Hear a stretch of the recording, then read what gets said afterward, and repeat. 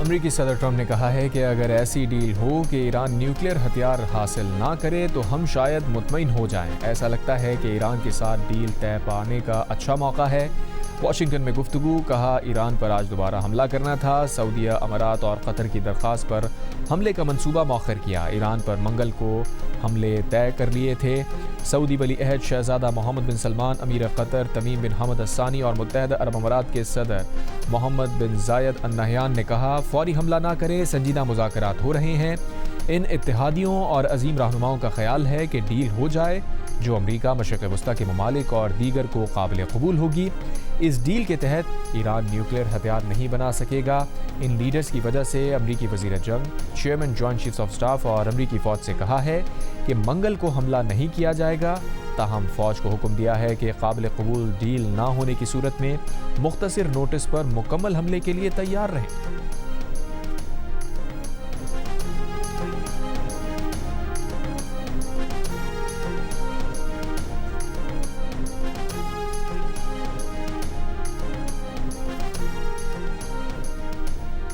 ایرانی صدر Masoud Pezeshkian نے کہا ہے کہ گفتگو کا مطلب ہتھیار ڈالنا نہیں ہے۔ اسلامی جمہوریہ ایران عزت و وقار، طاقت اور قوم کے حقوق کے تحفظ کے ساتھ گفتگو کا آغاز کرتا ہے۔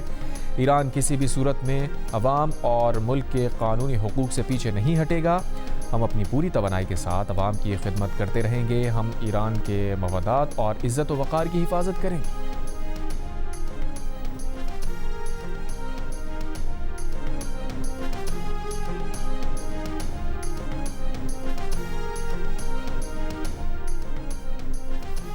ایران نے قشم جزیرے پر چھوٹے ڈرون نظر آنے کے بعد اپنا فضائی دفاعی نظام فعال کر دیا۔ اصفہان میں بھی فضائی دفاعی نظام فعال۔ ایرانی وزارت خارجہ کے ترجمان اسماعیل بقائی کا کہنا ہے کہ امریکی تحفظات پر ایران نے اپنا جواب پاکستان کے ذریعے امریکہ کو پہنچا دیا ہے۔ ایران کی ابتدائی 14 نکاتی منصوبہ مسترد کرنے کے باوجود امریکہ نے گزشتہ ہفتے پاکستانی ثالث کے ذریعے اپنے مشاہدات بھجوائے۔ ایران نے بھی امریکی حملے کی صورت میں ایرانی فوج جوابی کارروائی کے لیے پوری طرح تیار ہے۔ ایرانی فوج کی خاتم الانبیاء بریگیڈ نے امریکہ کے صدر ٹرمپ کو خبردار کر دیا، کہا دوبارہ حملہ کیا گیا تو ایرانی فوج ٹریگر دبانے کے لیے تیار ہے۔ رکن ایرانی نیشنل سیکیورٹی کونسل محسن رضائی نے صدر ٹرمپ کا نام لیے بغیر کہا امریکہ نے فوجی حملے کی ڈیڈ لائن رکھی اور خود ہی منسوخ بھی کر دی۔ یہ خام خیالی ہے کہ ایرانی قوم اور افسر ہتھیار ڈال دیں گے۔ ایرانی قوم کا فولادی مکہ حریف کو پسپائی اور ہتھیار ڈالنے پر مجبور کر دے گا۔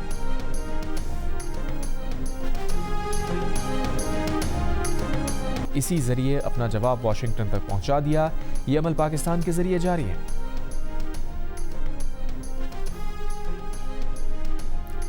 وزیر داخلہ محسن نقوی کی تہران میں ایرانی وزیر خارجہ عباس اراغچی سے ملاقات۔ ایرانی میڈیا کے مطابق ملاقات میں خطے کی تیزی سے تبدیل ہوتی صورتحال پر گفتگو کی گئی۔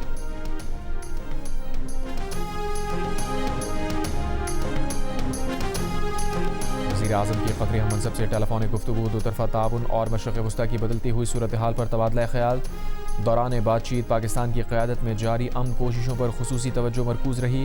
وزیر اعظم نے پاکستان کے امن اقدامات کی حمایت پر قطر کا تہہ دل سے شکریہ ادا کیا۔ وزیر اعظم نے کہا پاکستان تنازع کے پرامن حل کے لیے مذاکرات سفارتکاری سے اپنی بھرپور کوششیں جاری رکھے گا۔ دونوں رہنماؤں کا جنگ بندی برقرار رکھنے، مزید کشیدگی سے گریز کرنے اور خطے میں امن و استحکام کی بحالی کے لیے بین الاقوامی کوششوں کے تسلسل کی اہمیت پر بھی زور دیا۔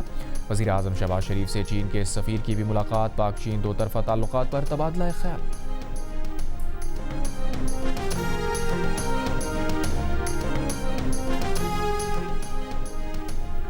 امریکی محکمہ خارجہ نے بھارت کے لیے اپاچی ہیلی کاپٹر سپورٹ سروسز اور آلات کی منظوری دے دی۔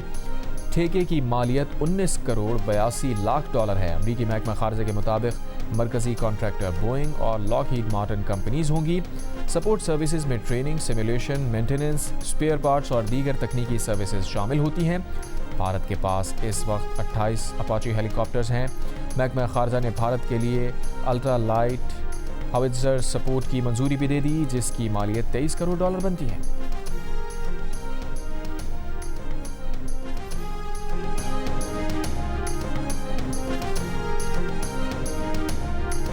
امریکہ کی ریاست کیلیفورنیا کے شہر سین ڈیگو کی اسلامک سینٹر میں فائرنگ، 2 مشتبہ حملہ آوروں سمیت 5 افراد ہلاک، مرنے والوں میں مسجد کا محافظ بھی شامل۔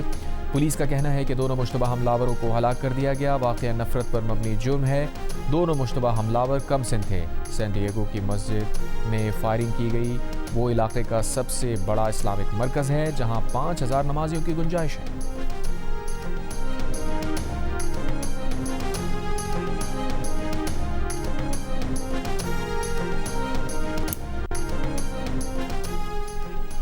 نائب ترجمان وائٹ ہاؤس اینا کیلی نے کہا ہے کہ صدر ٹرمپ بارہا کہہ چکے ہیں کہ ایران ایٹمی ہتھیار نہیں رکھ سکتا۔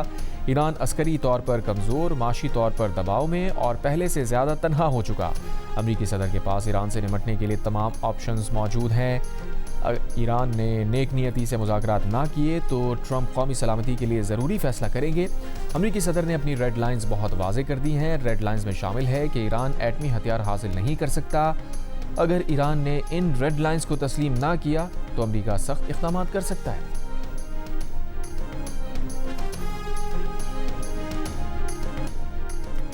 محمود خان اچکزئی کی زیر صدارت تحریک تحفظ آئین پاکستان کا اجلاس، ملکی اور خطے کی مجموعی صورتحال پر تفصیلی تبادلہ خیال۔ اعلامیے کے مطابق اجلاس میں اپوزیشن جماعتوں کے ساتھ غیر آئینی اور غیر قانونی سلوک کی مذمت کی گئی۔ بانی پی ٹی آئی کی صحت سے متعلق تشویش کا اظہار، فوری اسپتال منتقل کرنے کا مطالبہ۔ تحریک تحفظ آئین پاکستان نے جمعے کے روز ملک گیر احتجاج کا اعلان بھی کیا ہے۔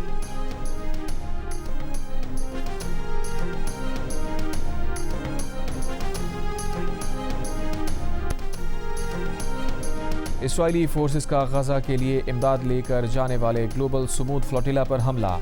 ایرانی میڈیا کے مطابق پیر کی صبح اسرائیلی فورسز نے 100 سے زائد کارکنوں کو حراست میں لیا۔ فلوٹیلا پر غزہ کوسٹ سے 40 ناٹیکل میل دور بین الاقوامی پانیوں پر حملہ کیا گیا۔ اسرائیلی فورسز نے کارکنوں کو نیوی شپ کے ذریعے اشدود، جنوبی فلسطین منتقل کیا۔ 50 سے زائد کشتیوں پر مشتمل قافلہ ترک ڈسٹرکٹ مارمارس سے جمعرات کو روانہ ہوا تھا۔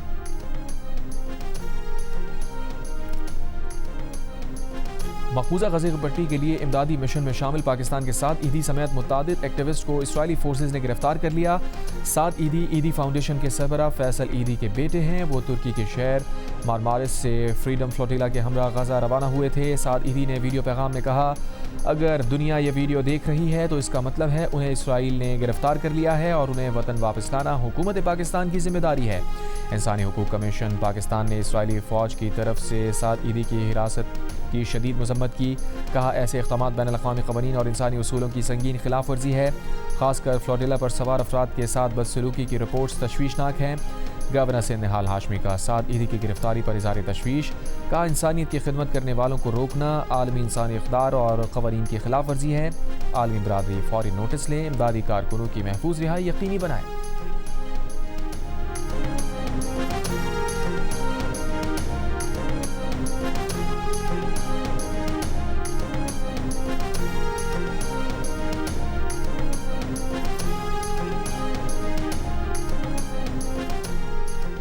امریکہ نے روسی تیل تک رسائی کے لیے 30 دن کا جنرل لائسنس جاری کر دیا۔ امریکی وزیر خزانہ کا کہنا ہے کہ سمندر میں پھنسے روسی تیل تک رسائی کے لیے 30 دن کا جنرل لائسنس جاری کر رہے ہیں۔ ممالک کے ساتھ مل کر ضرورت کے مطابق مخصوص لائسنس دینے کے لیے کام کریں گے۔ لائسنس خام تیل کی مادی مارکیٹ کو مستحکم کرنے میں مدد دے گا۔ جنرل لائسنس توانائی کے لحاظ سے کمزور ممالک تک تیل پہنچانے کو یقینی بنائے گا۔ خبر ایجنسی کے مطابق ابتدائی طور پر یہ سہولت تیل سپلائی اور قیمتوں میں کمی کے لیے دی گئی ہے۔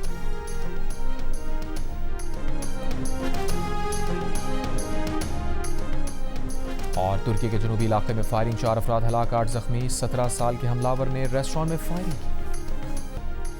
کراچی کے عباسی شہید اسپتال میں زیر علاج 2 سال کی بچی جاں بحق، والد کا اسپتال پر غفلت کا الزام۔ بچی کی طبیعت بہتر ہو رہی تھی، ڈاکٹر نے نرس کو کینولا واش کرنے کا کہا۔ جیسے ہی نرس نے کینولا واش کیا، بچی کچھ دیر بعد انتقال کر گئی۔ اسپتال انتظامیہ کا موقف ہے کہ اہل خانہ قانونی کارروائی چاہتے ہیں تو ساتھ دیں گے۔ اہل خانہ بچی پوسٹ مارٹم کرائیں، موت کی وجہ سامنے آ جائے گی۔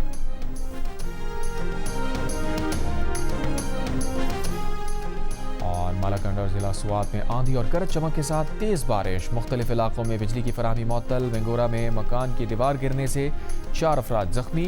آزاد کشمیر کے مختلف علاقوں میں بھی گرج چمک کے ساتھ موسلادھار بارش۔ پی ڈی ایم نے خیبر پختونخوا کے بالائی اضلاع میں آج سے 23 مئی تک بارشوں کا الرٹ جاری رکھا ہے۔